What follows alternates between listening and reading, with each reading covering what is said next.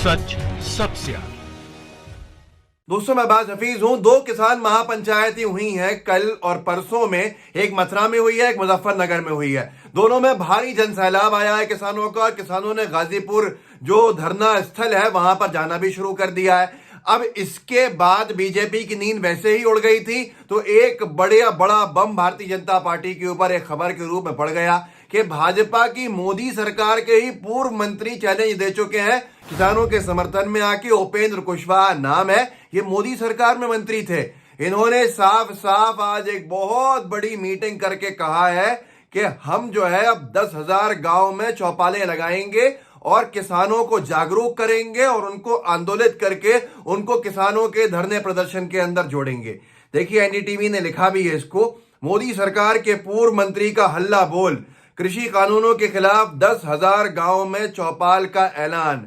आप कल्पना कीजिए, आप सोचिए, 10,000 गांव भारत के, जब वहां किसानों की चौपालें लगेंगी और उन चौपालों से लोग धरने स्थल की तरफ, दिल्ली की तरफ कूच करेंगे तो मुझे लगता है कि शायद पैर रखने की भी जगह नहीं बचेगी। आज वो हालात बन गए हैं जिसकी जिम्मेदार सीधे सीधे बीजेपी सरकार है, सीधे सीधे मोदी जी हैं। मोदी जी के मंत्री हैं जिन्होंने सही बात ही किसानों से नहीं की।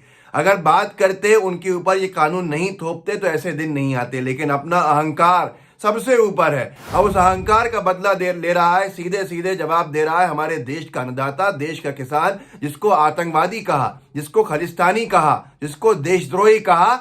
आज दो महापंचायतों से तो वैसे ही नींद उड़ गई है। मथुरा में आपने देखा था जन सैलाब उमड़ा, आपने मुजफ्फरनगर में देखा था जन सैलाब उमड़ा, और अब 10,000 गांवों में चौपालें। बीजेपी तो अब सो ही नहीं सकती है, बीजेपी के नेता तो अब सो ही नहीं पाएंगे, क्योंकि ये खुद उपेंद्र कुशवाहा कह रहे हैं जो मोदी सरकार में मंत्री रह चुके हैं, मतलब अभी मंत्री थे।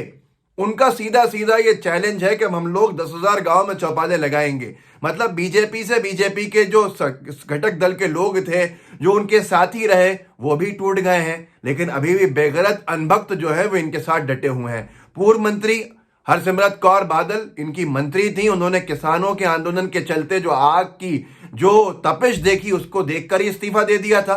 देखिए, उनका बयान भी छपा था हर अखबार के अंदर। केंद्र पर बरसी मोदी सरकार की पूर्व मंत्री हरसिमरत कौर बोली, पहले हाथ जोड़े, अब दिल्ली की दीवारें हिला देंगे।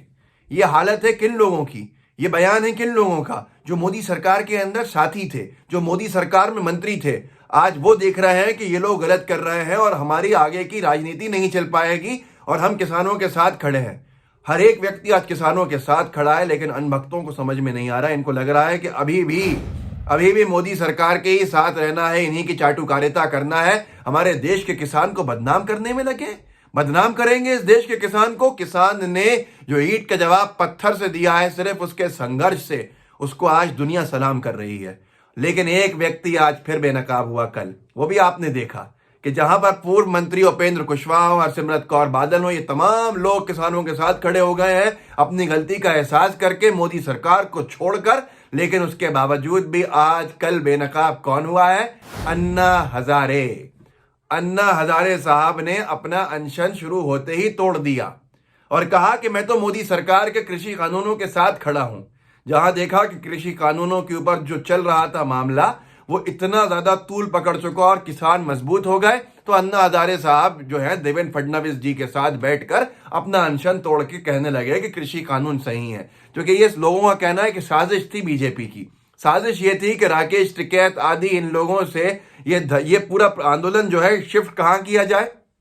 जैसे ही इनसे बॉर्डर खाली कराएंगे तो अन्ना हजारे को हीरो बना देंगे। अन्ना हजारे की टाइमिंग भी यही थी, 30 जनवरी को साहब हम अपना अनशन शुरू करेंगे, तो अन्ना हजारे की तरफ आंदोलन का रुख कर देंगे। फिर हम अन्ना हजारे से बात करेंगे, फर्जी न्यूरा कुश्ती करेंगे। वो कहेंगे कि हाँ साहब संशोधन करके छोड़ दीजिए, कृषि कानून ऐसे सही रहेंगे और हम जीत जाएंगे। लेकिन ये पूरा मामला राकेश टिकैत के आंसुओं ने बेनकाब कर दिया। मुजफ्फरनगर की महापंचायत ने बेनकाब कर दिया, मथुरा की महापंचायत ने बेनकाब कर दिया। उपेंद्र कुशवाहा मोदी सरकार के मंत्री जो रहे, उनके 10,000 गांवों में चौपालें लगाने से बेनकाब हो गया। अन्ना हजारे ने क्या कहा, एनडीटीवी ने छापा, कृषि कानूनों के खिलाफ अब अनशन नहीं करेंगे अन्ना हजारे, किसानों के हित में सरकार के कदमों का किया समर्थन।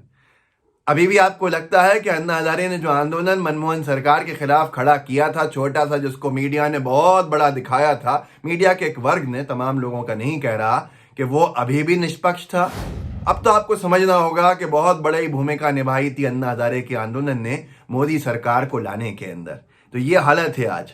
और आज एक और चीज, कल एक और चीज हुई। एक तो बेनकाब हो गए कौन? अन्ना हजारे साहब। और मोर्चा कौन लोग खोल रहे हैं? जो मोदी सरकार ने मंत्री रहे, आपने देखा। लेकिन साथ में सर्वदलीय बैठक के अंदर मोदी साहब क्या कह गए?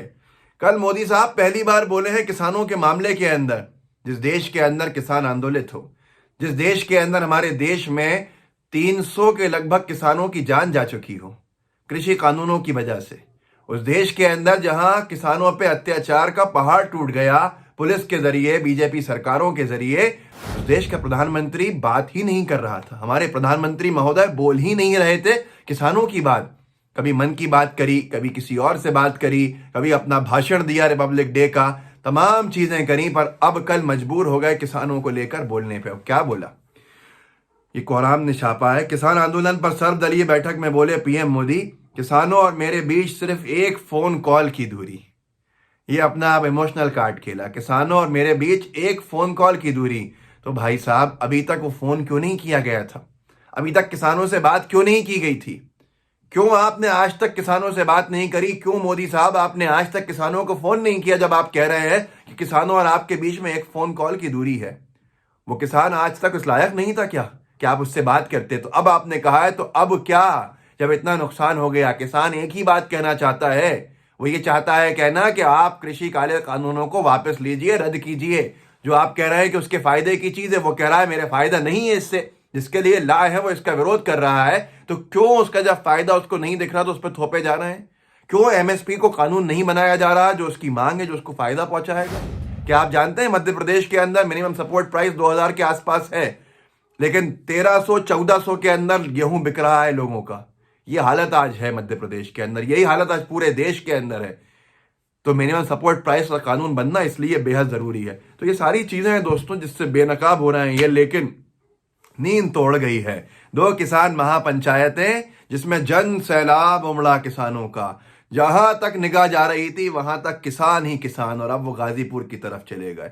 गाजीपुर बॉर्डर के ऊपर किसान बढ़ते जा रहे हैं। अब तो बीजेपी के गुंडे भी डर रहे हैं वहां जाने के अंदर। शांतिपूर्ण ढंग से एक ही अपील है, उन पर पत्थर फेंके गए। इस देश के सिख समाज को बदनाम किया गया। ये मोदी सरकार का गवर्नेंस का स्टाइल है, ये बीजेपी का स्टाइल है कि हमारे सिख भाइयों को बदनाम किया, निशान साहिब को बदनाम किया, हमारे सिख भाइयों को खालिस्तानी कहा, हमारे सिख भाइयों को देशद्रोही कहा। आज हिंदू, मुस्लिम, सिख, ईसाई सब साथ खड़े हुए हैं इस बीजेपी सरकार के खिलाफ। तो इससे नींद उड़ गई है इनकी। और अब खुद मोदी जी के मंत्री जो पूर्व रहे हैं, उन्हीं का दावा है कि 10,000 गांव में भारत के चौपालें लगाई जाएंगी। बताइए, सब लोगों को जागरूक कीजिए, गोदी मीडिया नहीं बताएगा। ये है हालत आज इनकी। यही अंतर है बीजेपी की और कांग्रेस की सरकारों में। कांग्रेस की सरकार ने मनमोहन सिंह जी, महेंद्र सिंह टिकैत जी जो पिता थे नरेश टिकैत और राकेश टिकैत के, उनको साथ बिठाकर बात करते थे। जब उनका आंदोलन शुरू हुआ, साथ बिठाया, बातचीत करी, सम्मान देकर। और ये अंतर है मोदी साहब में कि आज 70-80 दिन हो चुके हैं, बात तक नहीं करी है। और आप कहते हैं कि एक फोन कॉल है बस मेरे और किसानों के बीच में। ये नहीं चलेगा। अब 2023 दूर नहीं है और बंगाल भी दूर नहीं है। सारे चुनाव के अंदर परिणाम भाजपा को दिख जाएगा। इस वीडियो को आगे बढ़ाइएगा। चैनल को, लाइव टीवी को सब्सक्राइब कर लिया हो तो बेल आइकन भी दबाइएगा, नहीं तो सब्सक्राइब जरूर कीजिएगा। जुड़े रहिए। जय हिंद, जय भारत, जय जवान, जय किसान। लाइव टीवी, सच सबसे आगे।